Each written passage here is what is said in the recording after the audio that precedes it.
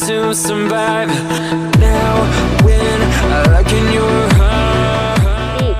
Frozen forest. क्या आप जानते हैं फ्रोजन फॉरेस्ट के बारे में? चलिए मैं बताता हूँ। फिनलैंड का उत्तरी भाग ज्यादातर बोरियल वन से ढका हुआ है, जो दुनिया का सबसे बड़ा प्रादेशिक बायोम है। यह जंगल साल के लगभग 6 महीने जम जाता है, और जब ऐसा होता है तो यह बिल्कुल दिव्य होता है। जंगल के पेड़ वास्तव में जम जाते हैं।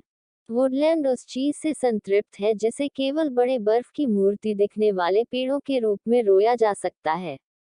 बर्फ के लंबे ऊंचे टुकड़े सफेद रंग के कंबलों की पृष्ठभूमि के खिलाफ प्लास्टर किए गए परिपूर्ण सौंदर्य शास्त्र के लिए बनाते हैं।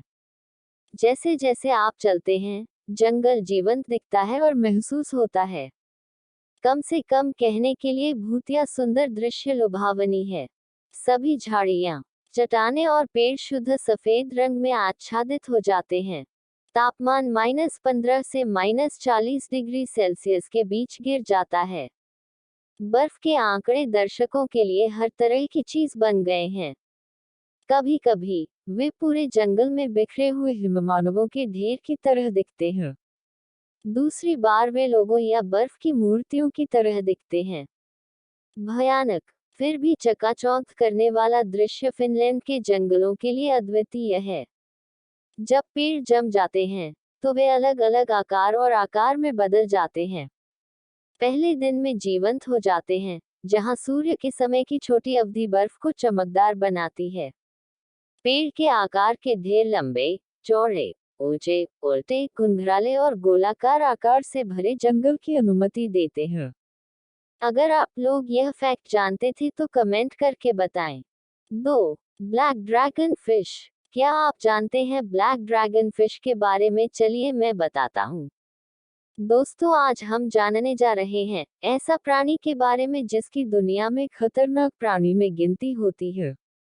ड्रैगन फिश, जो पैसिफिक और अटलांटिक ओशन में 1500 मीटर में पाया जाता है, और यह ड्रैगन फिश स्टोमेडाई फैमिली से बिलोंग करता है, और यह वाइपर फिश के नाम से जाना जाता है, और पूरी दुनिया में एशियन बोनीटम, एकिन एरावाना, एशियन अवाओना, चेरेक, कैलिसा, एशियन अवाओना के नाम से पहचाना जाता है। और वैज्ञानिकों ने माना है कि ड्रैगन फिश एक ओमनिवस प्राणी है, जो प्लांट एंड एनिमल दोनों को कंज्यूम करता है, और पूरी दुनिया में गैरकानूनी से बेचा जाता है, लगभग 30 करोड़ से 40 करोड़ तक।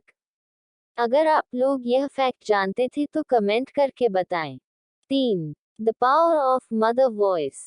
मेडिसिन में विस्कॉन्सिन विश्वविद्यालय के शोधकर्ताओं द्वारा एक दिलचस्प अध्ययन ने तनाव के समय में आवाज की शक्ति का पता लगाया।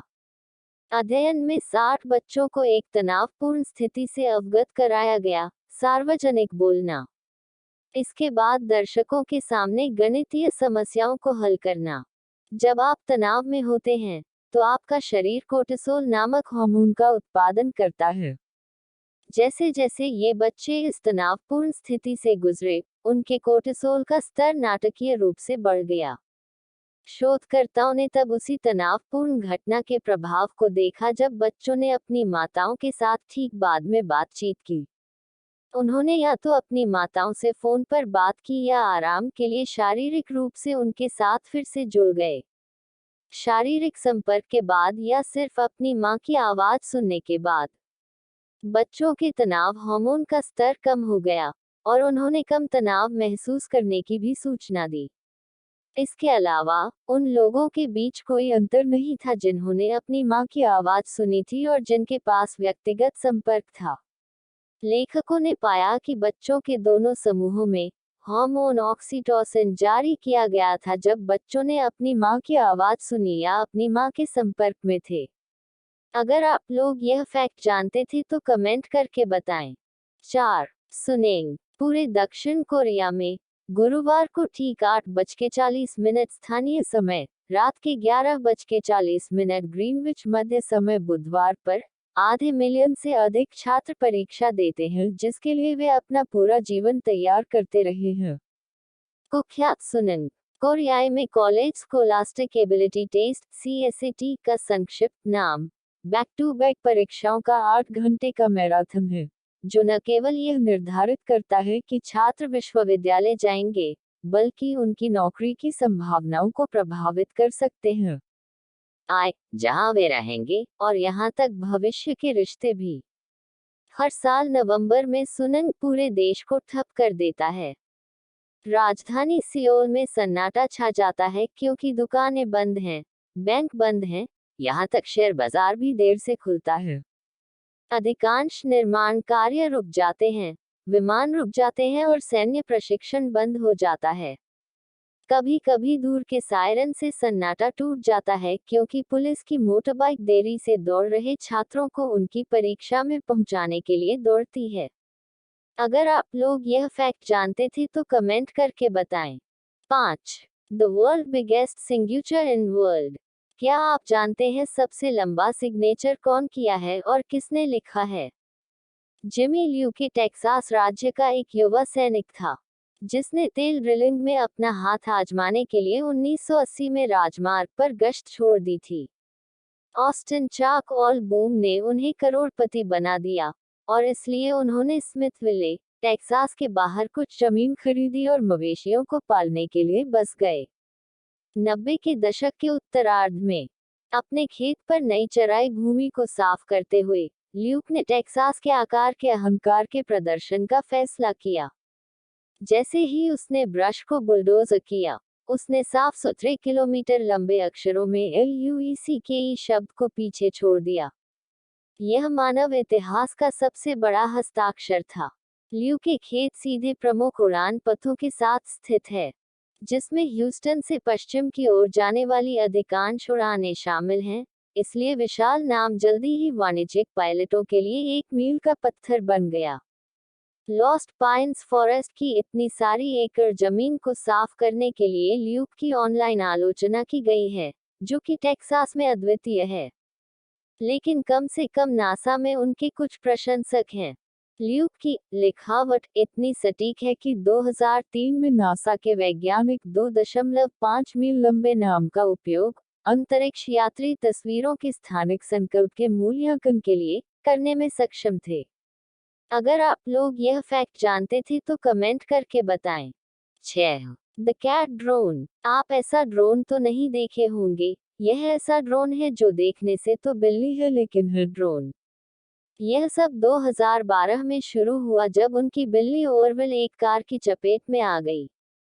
जेनसन ने फैसला किया कि यह केवल अपने दिवंगत बिल्ली के दोस्त को दफनाने के लिए शर्म की बात होगी, इसलिए उन्होंने अपने पालतू जानवर के नाम ऑरविल राइट ब्रदर्स में से एक भारी से हवाई उड़ान के आविष्कारक से प्रेरणा ली।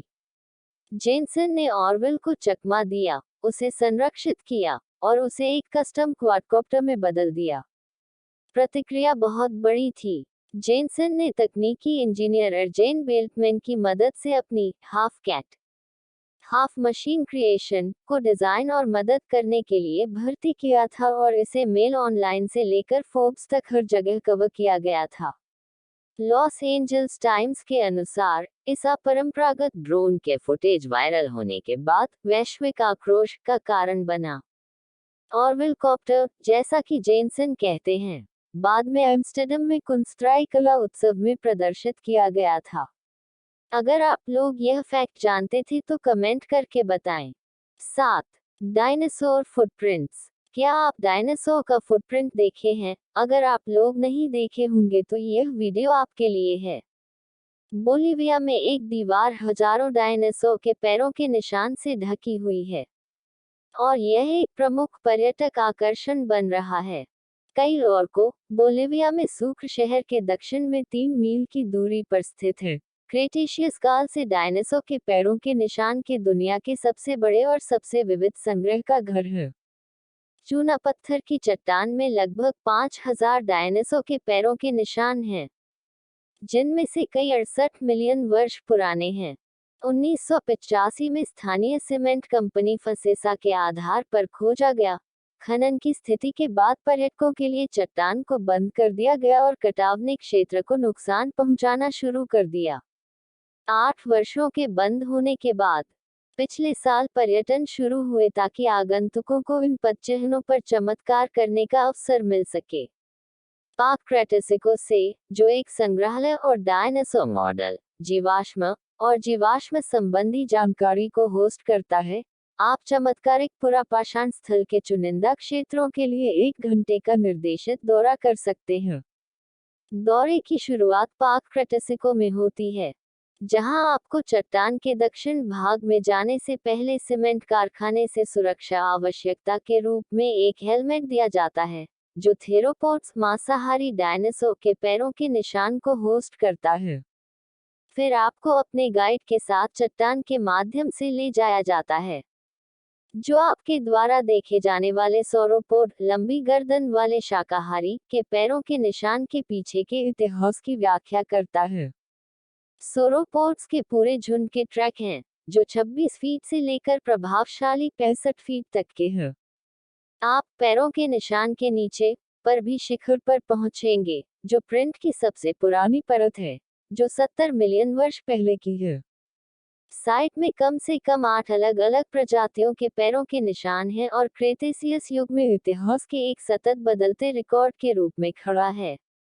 अगर आप लोग यह फैक्ट जानते थे तो कमेंट करके बताएं। 8. कोरोना वायरस इन्फेक्टेड सी टर्टल्स। कोरोना वायरस तो अब जानलेवा हो ही रहा है, लेकिन अब जानवर को भी इससे डर लग रहा है, क्योंकि सी टर्टल को भी कोरोना वायरस से मौत हो रहा है। वैश्विक महामारी का पर्यावरण पर कुछ सकारात्मक प्रभाव पड़ा। जबकि कोरोना वायरस ने आधुनिक समय में ग्रह द्वारा देखे गए सबसे बड़े संकटों में से एक को जन्म दिया, वैश्विक महामारी का पर्यावरण पर कुछ सकारात्मक प्रभाव पड़ा। मार्च 2020 में भारत में पूर्वी राज्य ओडिशा के तट के साथ 4,75,000 से अधिक लुप्तप्राय ओलिव रिडले समुद्री कछुए अपने घोंसले खोदने और अंडे देने के लिए लगभग 3.75 मील 6 किलोमीटर के ऋषिकुलिया समुद्र तट पर आ गए। हालांकि कोविड-19 खतरे के कारण प्रतिबंधों ने सैकड़ों हजारों लुप्तप्राय कछुओं को किसी भी मानवीय उपस्थिति से संरक्षित करने की अनुमति दी, विशेष रूप से पर्यटकों की उपस्थिति, जिसके परिणामस्वरूप वर्षों में उनका सबसे सफल सामूहिक घोंसला हो सकता है। वन सेवा के अनुसार 2,50,000 से अधिक कछुओं ने दिन के समय घोंसले बनाने की गतिविधि में भाग लिया। आमतौर पर यह आयोजन चमत्कारी घटना को देखने के लिए उत्सुक पर्यटकों की भीड़ को आकर्षित करता है, जो वन विभाग के सदस्यों को तनाव में रखते हैं, जिन्होंने भीड़ को दूर रखने के लिए संघर्ष किया। कौवे और गीदड़ भी कछुओं पर हमला करेंगे, जबकि स्थानीय शिकारी बाद में कछुए के अंडे लूटने और उन्हें स्थानीय गांव के बाजारों में बेचने के लिए आएंगे। हालांकि कोरोना वायरस लॉकडाउन ने 2020 के सामूहिक घोंसले के शिकार की ऐसी किसी भी गड़बड़ी को रोका। हिंदू की रिपोर्ट 25 वन रक्षकों और शोधकर्ताओं को कछुओं की रखवाली पर ध्यान केंद्रित करने की अनुमति दी। गहिरमाथा समुद्र तट पर एक और सफल सामूहिक घोंसला बनाने के साथ, जो ओडिशा में बंगाल की खाड़ी के साथ भी स्थित है, अधिकारियों ने अनुमान लगाया कि 2020 में कुल मिलाकर लगभग 6 अरब अंडे दिए जाएंगे। जबकि घोंसले के ऊपर अंडे देने वाले कछुओं के द्रव्यमान से हजारों अंडे नष्ट हो गए थे। सामूहिक घोंसले में ऐसा आदर्श है जहां प्रत्येक मां औसतन 80 से 100 अंडे देती है। अंडों से अंडे निकलने में 45 दिन लगते हैं, जिसके बाद छोटी छोटी हैचिंगे समुद्र में अपना रास्ता बनाने के लिए निकलती है। अगर आप लोग यह फैक्ट जानते थे तो कमेंट करके बताएं। 9. First temple of the world. क्या आपको पता है कि पहला मंदिर कब और कहां बनी था? तो चलिए मैं बताता हूँ कि दुनिया के सबसे पुराने स्मारकों को जल्द ही एक छवि बदलाव मिल सकता है।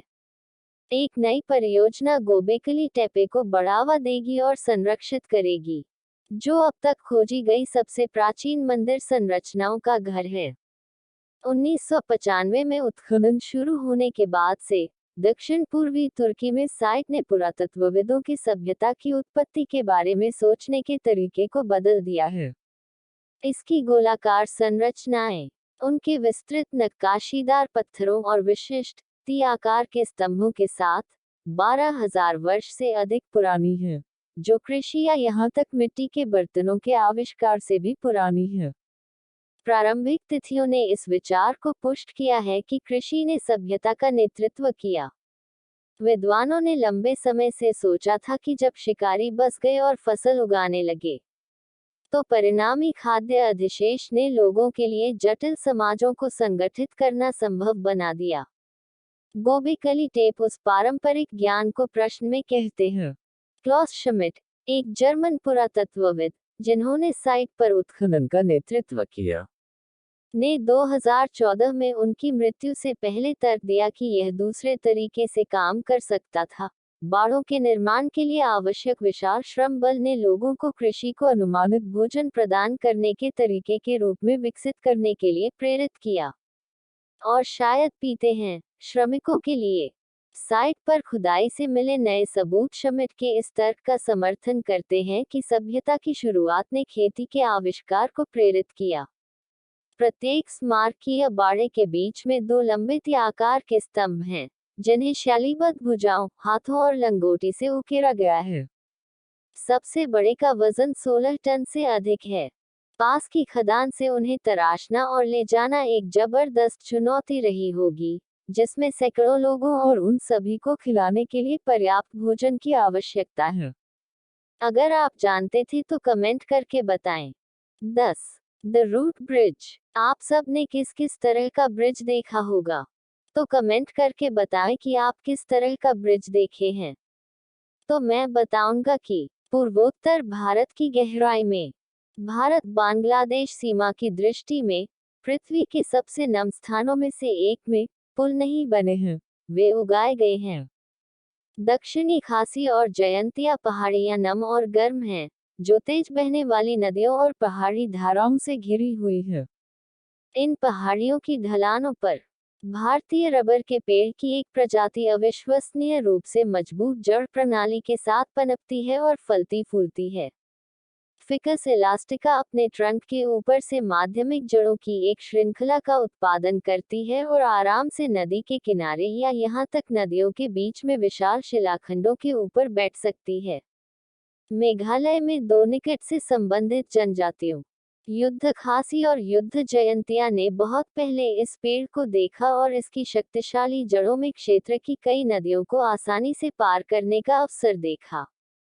अब जब भी और जहां भी जरूरत होती है, वे बस अपने सेतुओं को विकसित कर लेते हैं। रबर के पेड़ की जड़ों को सही दिशा में विकसित करने के लिए, जैसे एक नदी के ऊपर, दक्षिणी मेघालय के लोगों ने कई अलग अलग रणनीतियों का इस्तेमाल किया है। कभी कभी पेड़ों की जड़ों को बस खींचा जाता है, बांधा जाता है, घुमाया जाता है और हाथ से एक दूसरे के साथ विलय करने के लिए प्रोत्साहित किया जाता है, जब तक कि समय के साथ वे वांछित वास्तुशिल्प संरचना नहीं बनाते। रूट ब्रिज भी लकड़ी और बांस से मचान बनाकर बनाए गए हैं, और फिर इन अस्थायी संरचनाओं में युवा जड़ों को प्रशिक्षित करते हुए अधिक खराब होने वाले तत्वों को कई बार बदल दिया जाता है, क्योंकि वे तीव्र मानसून के मौसम में सड़ जाते हैं। अगर आप लोग रूट ब्रिज देखे होंगे तो कमेंट करके बताएं।